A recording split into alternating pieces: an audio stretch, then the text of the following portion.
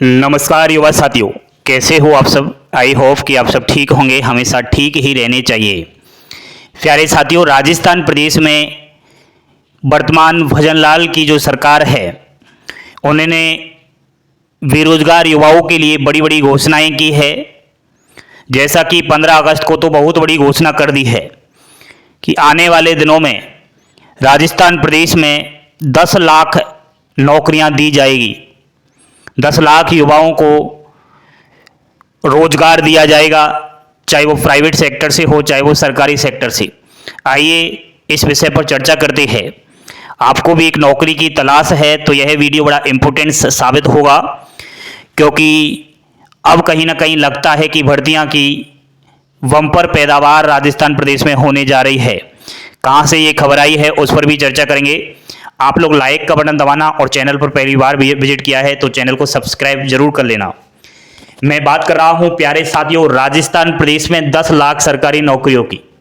ये मैं नहीं कह रहा, ये राजस्थान के मुख्यमंत्री श्री भजनलाल जी शर्मा ने कहा है कि हम अगले 5 वर्ष तक 10 लाख नौकरियां युवाओं को देंगे। इसी साल 2024 का भी जिक्र किया है कि 2024 के अंदर 1 लाख भर्तियां करवाई जा रही है। उन पर भी हम बातें करेंगे, कौन कौन सी भर्तियां हो रही है। और ये 10 लाख में से इन्होंने कहा है कि 6 लाख तो प्राइवेट सेक्टर में नौकरियां देंगे, औद्योगिक क्षेत्र हुआ, जो भी निजी बड़ी बड़ी कंपनियां हैं सरकार से अटैच है उनमें रोजगार मिलेगा, और 4 लाख ये सरकारी नौकरियां देंगे।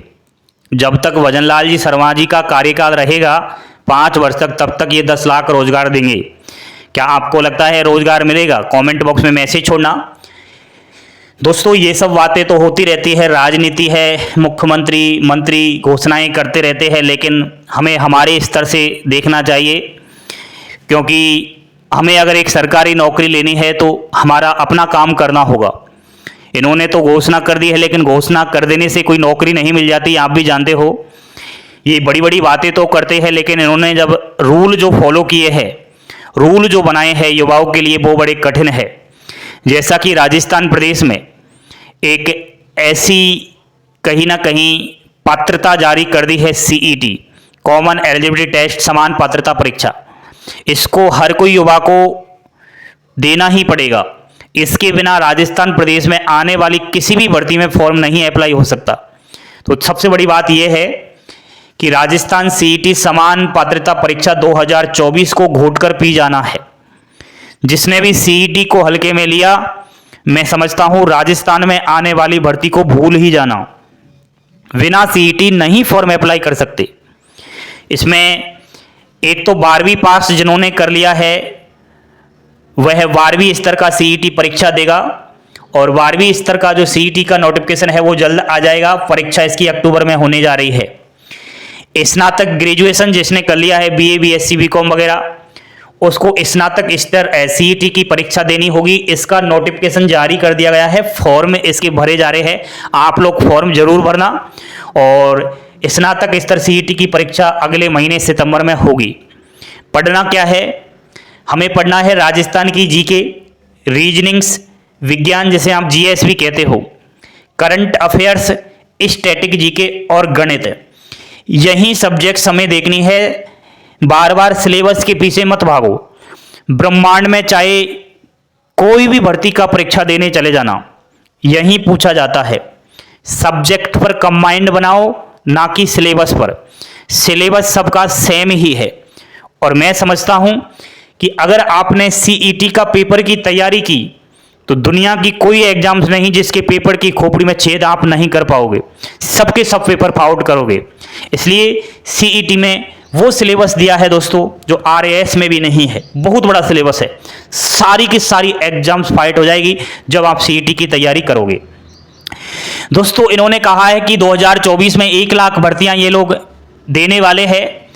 तो यहां पर शिक्षा विभाग में बम्पर भर्तियां हैं। First grade teacher, second grade और थर्ड ग्रेड रीड, नोटिफिकेशन जल्द।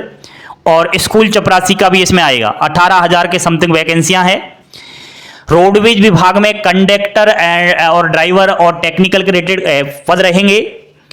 जलदाय विभाग का भी अभी लेटेस्ट खबर आई थी कि 10,000 वैकेंसी आएंगी। इसमें विभिन्न सारे पद है, पंपर ऑपरेटर, टेक्नीशियन, मिस्त्री वगैरह।